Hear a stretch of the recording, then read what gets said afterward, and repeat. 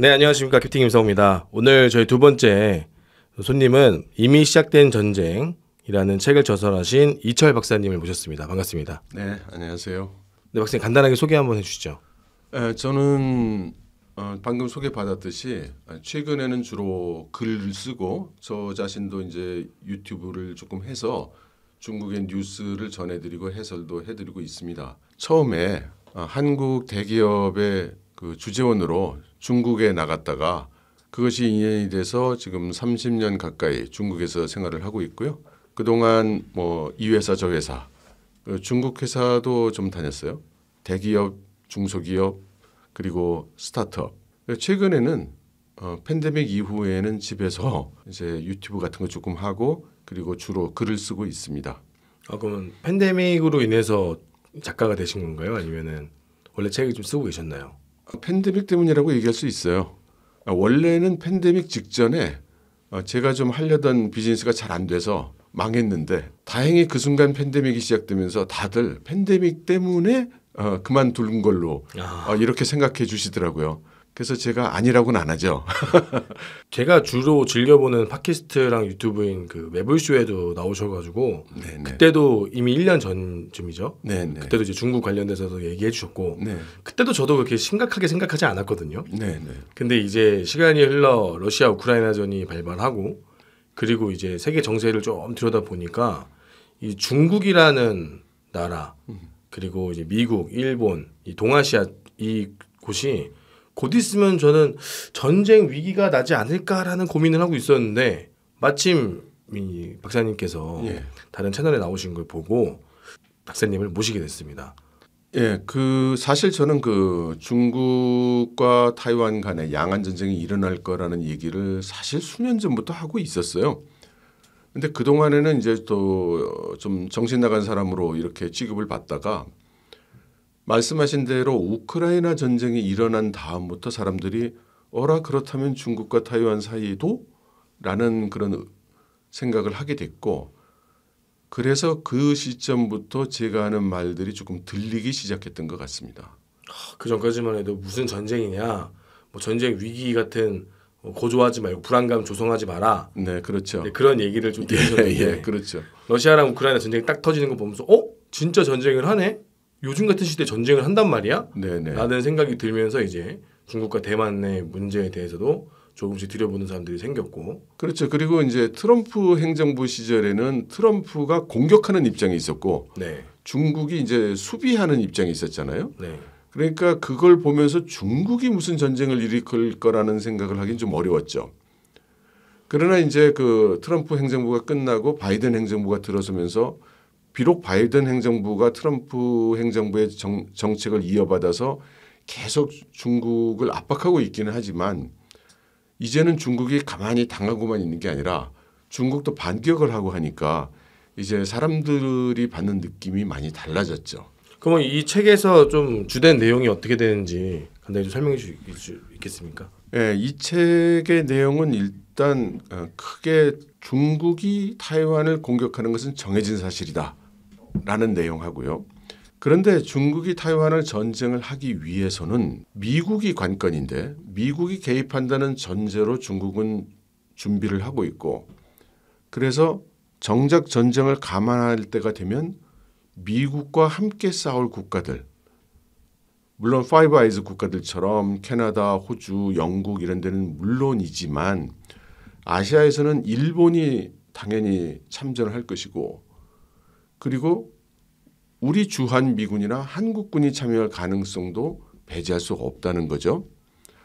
그래서 중국은 최악의 상황에 대한 대응 조치를 하겠다고 이미 선언을 했고 그것이 구체적으로는 북한을 총동질해서 한국의 무력 사태, 소요 사태를 제법 큰 규모로 낼 것이다 라는 추측을 이제 제가 제시를 하는 것이죠. 그러면은 그런 추측이라는 게 그러니까 중국이 대만을 침공하기 위해서 하나의 그 화력이 집중되는 것을 피하기 위해서 그것을 대안으로 북한을 사용할 수 있다라는 네. 이제 생각을 하시는 거잖아요. 네, 네. 그러면은 역으로 우리도 우리 입장에서도 만약에 중국이 대만을 침공한다고 하면 우리가 대만을 만약에 도와준다. 지금까지 중동 국가나 사막에 있는 그런 아랍 국가들은 우리가 뭐 물론 전투 지원을 간 적이 없습니다만 전투 지원도 한번 간 적은 있습니다. 근데 지금은 이제 우리가 비전투, 뭐 의료, 그다음에 공병, 시설, 재건 그런 위주로 이제 저희가 다 파병을 갔단 말이죠. 그것이 아니라 이제 만약에 그것이라도 파병을 간다 하면 중국은 반발을 할까요? 비전투? 비전투 요원이든 그건 큰 관계가 없죠. 어쨌든 그 군대가 파견된 거잖아요. 그러면 그건 당연히 교전 대상국이 되는 것이고. 그래서 좀 시나리오를 제가 좀 풀어드리면 최근 들어서 이제 그 미국과 중국이 뭐 패권 경쟁을 한다는 말이 많은데 이제 제가 보는 중국은 미국과 패권 경쟁하는 건 아직 좀 시간이 많이 남아 있는 일이고 당장은 타이완을 통합하는 게 가장 우선 목표라고 봅니다. 그런데 타이완을 통합하기 위해서는 공격을 해야 되는데 제가 이제 인민해방군 사람한테 들은 얘기로는 섬을 공격할 경우에는 병력이나 무력의 규모가 상대방보다 아무리 적어도 5배 이상 상륙을 해야 되니까요. 예, 보통 7배에서 9배 이상의 무력은 기본적으로 동원해야 된다.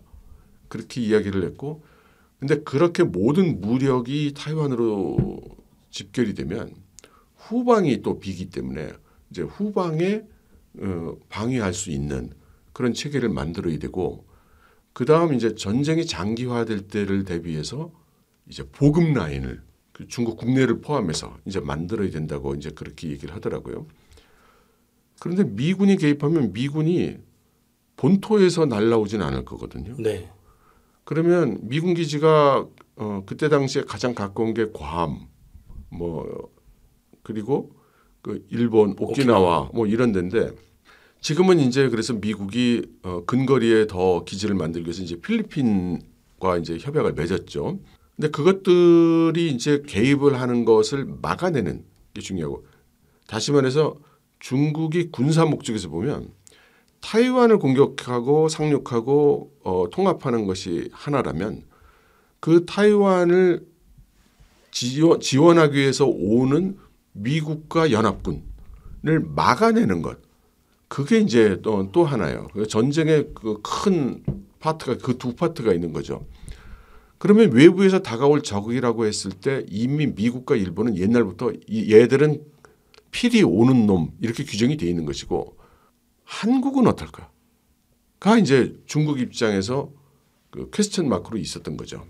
그런데 우리가 그 문재인 정권 하에서는 뭐 전략적 모성이다 뭐다 해서 뚜렷한 답을 안 했고 그리고 지금 그 윤석열 정부는 아직 윤석열 정부도 대놓고 말은 안 했지만 하고 있는 걸 보면 누구 눈에도 명확하게 보이는 거죠. 그렇기 때문에 중국으로서는 타이완을 공격할 때 주일 미군, 주한 미군 그리고 일본 자위대와 한국군에 대한 예방적 조치를 안 할 수 없다는 거죠. 그러면 박사님 말씀대로 우리가 만약에 미국의 편을 들게 된다. 뭐 중국 지금까지 한미동맹이 굳건해 왔기 때문에 그리고 지금 정권에서는 당연히 한미동맹, 한미일 동맹을 더 강조하고 있지 않겠습니까? 네네. 그럼 우리가 이제 미국 편에 서서 만약에 이제 딱 붙어 있게 된다. 지금도 지금 우크라이나와 러시아에서 우리가 무기도 지원해 준다고 이제 다 나오지 않았습니까? 네네. 그러면 이제 중국의 반응은 어떻게 될까요? 우리가 그럼 그렇게 되면 어떻게 되는 건가요? 우리가 만약 미국을 지원하게 된다. 우리가 미국 편에 서는 것을 태도를 분명히 하게 되면 역으로 중국 입장에서는 당연히 적국이 되는 거죠. 네. 그러니까 가능한 군사적 조치는 다 취해야 되는 거죠. 군사적 조치만 취할까요? 아니면 그거보다 더 두려운 게 있는 거 아닐까요? 어떤 거요? 외교적으로 뭐 우리가 거기랑 교역하는 거나 지금 우리가 중국의 경제 의존도가 높지 않습니까? 그런 건 저 군사적 충돌에 비하면 그야말로 껌이죠. 그게 좀 껌입니다. 예. 그래서 중국은 오래전부터 이 전쟁을 준비를 해왔고 만일의 경우에 이제 미국이 경제적 제재는 당연히 할 것으로 예상을 하고 그리고 경우에 따라서 해상 봉쇄도 할 것이라고 그 시나리오를 만들고 있어요. 그렇기 때문에 이제 그 미국이 해상 봉쇄를 한 상태에서도 전략 물자의 보급을 받기 위한 그런 준비를 해왔던 것이고 그것이 이제 국제적인 쪽으로는 그것이 1대1로 나타나고 있는 거고요. 국내로는 별로 그렇게 수요가 많지도 않은 고속철을 사방에 깔고 있는 이유이기도 합니다. 전시 상황이 되면 고급으로 쓰려고요. 병참선으로. 네. 전시 상황이 되면 과거에는 병력 동원이 굉장히 힘들었는데 지금은 24시간 내에 중국 내륙에 있는 군사 병력들이 곧바로 동원될 수 있어요.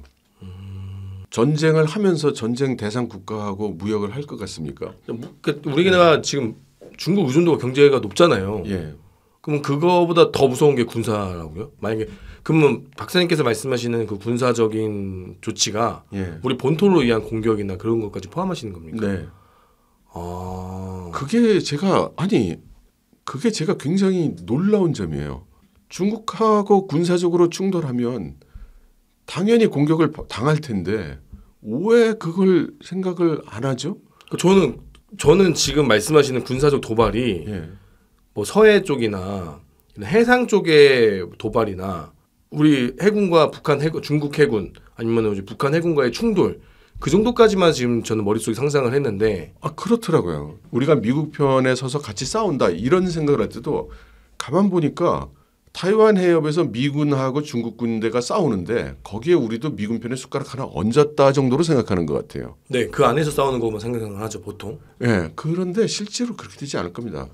먼저 그 미국에서 했던 워게임 어널리시스에 보면은 중국은 타이완을 공격하지만 동시에 일본도 공격해요. 본토를요? 일본 본토를 미사일로? 예. 그래서 주일 미군이 있는 거점 군사 거점과 오키나와. 오키나와뿐만 아니라 그 혼슈, 규슈 이 있는 그 미군 거점과 또 자위대 거점을 공격합니다. 특히 레이더 같은 건 제일 먼저 공격 대상이 될 거고요. 근데 그 워게임에서는 기본 전제를 뒀어요. 워게임을 하기 위한 가정으로 네 나라만 놓고 분석한다였어요. 그래서 중국, 미국, 타이완, 일본이었거든요. 네. 근데 한국이 우리가 미국 편에 서서 같이 싸운다 그러면 우리는 그러면 우리 저기 그 미군이 저 타이완 해협 갈 때 우리도 뭐 한 소대병력은 좀 그렇고 한 중대병력 뭐 이래가면서 그 배에 좀 같이 타가지고 뭐 같이 싸우지 뭐 이렇게 생각할지 모르겠지만 그건 우리 사정이고 우리 시각이고 중국에서 봤을 때 한반도에 있는 한국은 이런 성격을 가져요. 첫째 병력이 50만이에요. 엄청 많아요. 네. 근데 동원 예비군이 37만인가 뭐 그래요. 그런데 동원 예비군 말고도 예비군이 잔뜩 있어. 네. 그래서 전쟁 상태가 되면 여기 가용 병력이 400만이야. 우리보다 2배야. 이렇게 생각하고요. 그다음에 중국은 사회 전체가 자기들이 무슨 군사적 공격을 받을 거라는 생각이 없는 나라예요. 그러니까 중국 내륙에 살고 있는 사람이 어느 날 미국의 미사일이 혹시 실수로 떨어질지 몰라 이런 생각을 할지 몰라도 자기네 동네를 무슨 미군이 쳐들어온다든가 이런 생각도 안 하죠. 근데 한국은 북한이 있어가지고 사회 전체가 언제나 전쟁에 대비하는 심리적 준비와 사회적 준비를 하고 있었던 나라예요. 그러니까 상당히 그 전쟁이 일어나면 그 일사불란하게 움직일 가능성이 큰 거죠. 그리고 중국의 경제력이 다 그 동부 연안 도시에 집중돼 있습니다. 그러니까 랴오닝 쪽에 있는 따리에 거기 올라가서 베이징, 텐진, 뭐 칭다오, 옌타이, 무슨 옌청, 상하이 뭐 이게 다 그 서해안 연안에 있는 거잖아요. 한반도에서 공격해 오면 그대로 자기네들의 모든 경제와 인구가 집중된 지역이 다 공격에 노출이 되는 건데 그걸 방어를 생각 안 할 수가 없는 거죠. 우리가 만약에 참전한다는 입장은 우리가 작전을 따로 통제하는 게 아니라 미군의 작전 통제 아래 우리가 지원해 줄 수 있는 병력을 지원해서 그러니까 그 얘기는 알겠는데 그런 전쟁을 생각했는데 그러면 중국한테 그럴 거예요?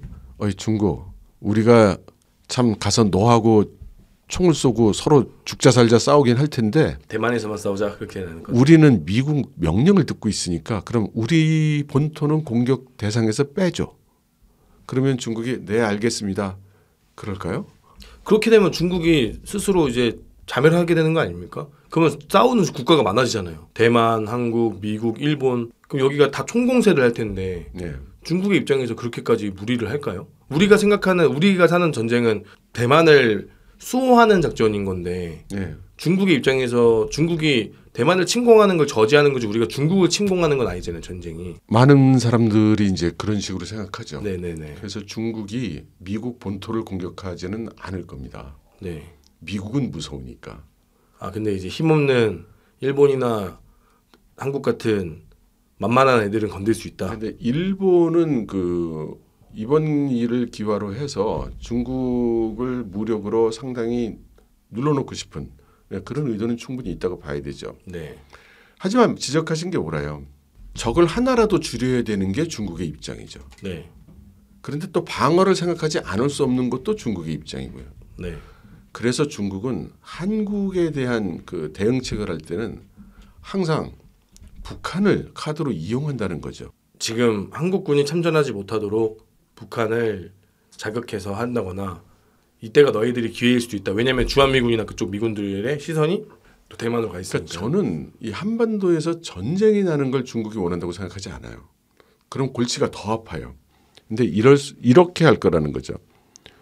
예를 들어 내가 시진핑 주석이라고 쳐봐요.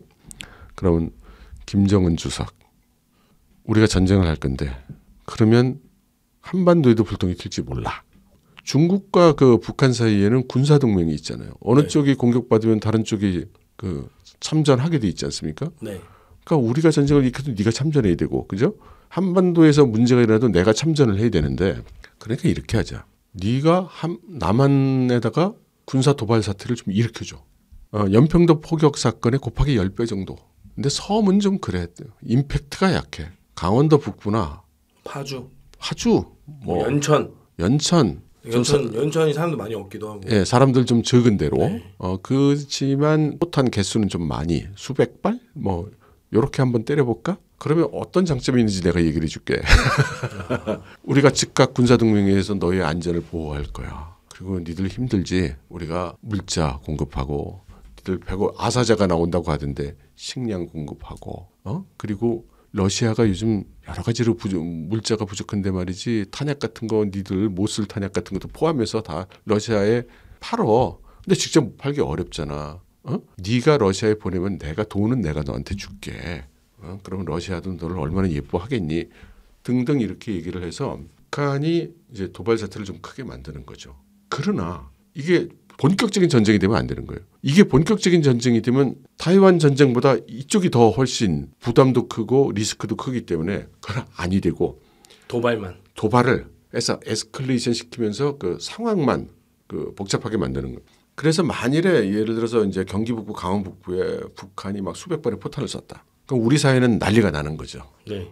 그러면서 우리 지금 윤석열 정부는 틀림없이 뭐 원점을 타격해야 된다, 뭐 응징을 한다. 그러고서 이제 뭐 또 대응을 할 거예요. 근데 여태까지는 그런 대응을 하면 북한이 그다음에 좀 쉬었죠. 근데 아마 이번에는 우리가 그래서 너희 100발 쐈냐? 우리 150발 쏜다. 그러면 아마 그 150발 받고 200발 더 이렇게 될 가능성이 커요.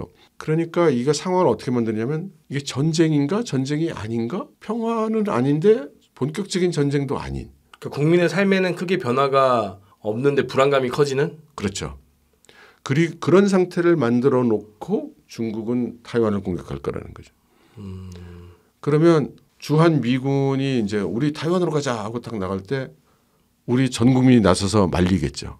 그렇죠. 아니 안 된다. 지금 북한이 막 대포 쏘고 난리가 나서 지금 막 국제적으로 지금 큰 문제가 되고 우리 수출에 영향을 입고 주가는 대폭락을 하고 이 난리굿인데 이때를 위해서 당신들을 여기 있으라고 한 건데 지금 니들이 이 시기에 우리를 버리고 딴 데를 간다고?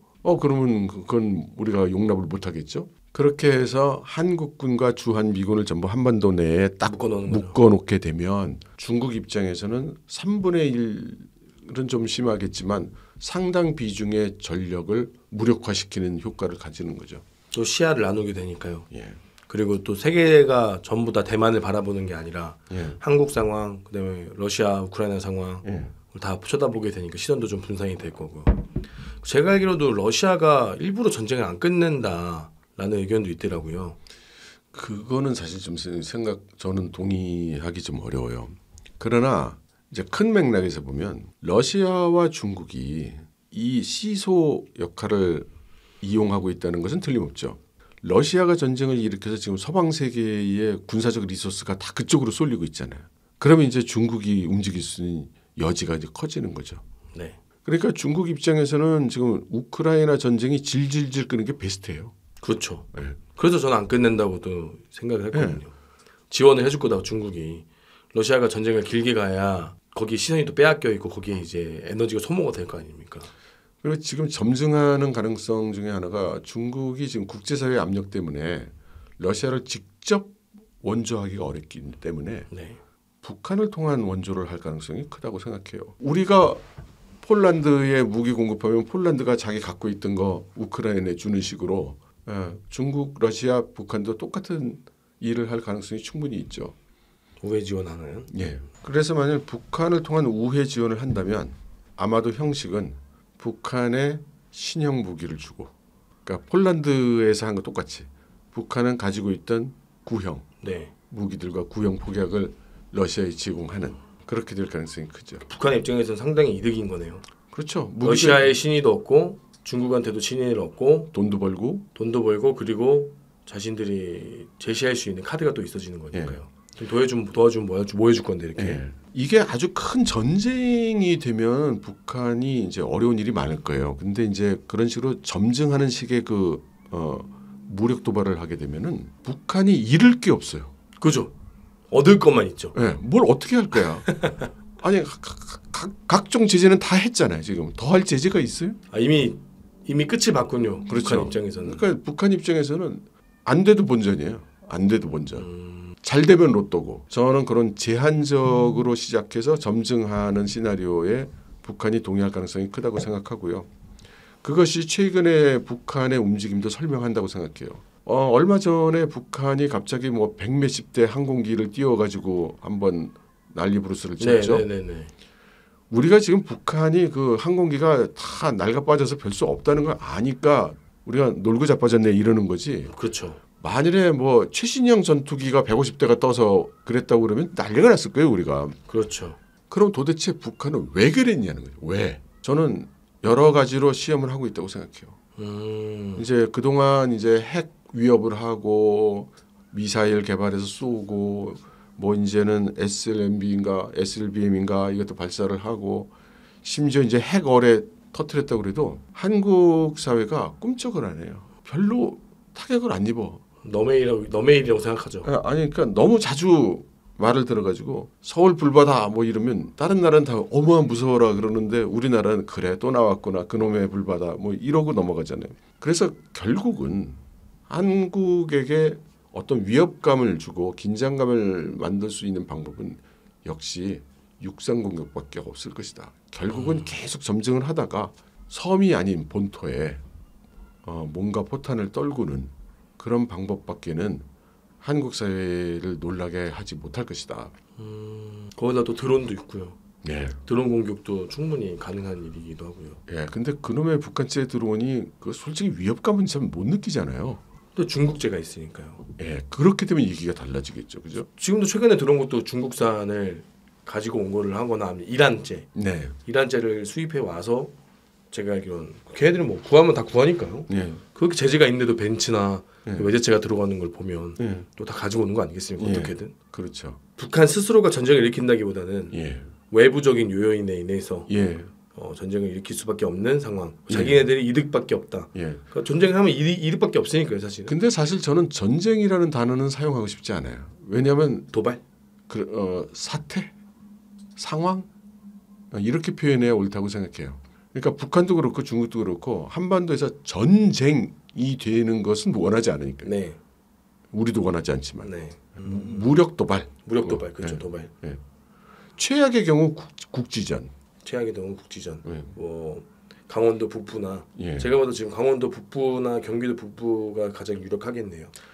근데 얼마 전에 우리 윤석열 정부가 미국에게 국지전 정도는 좀 허용을 해줘야 되지 않냐? 뭐 이렇게 요청했다는 그런 소문이 있었어요.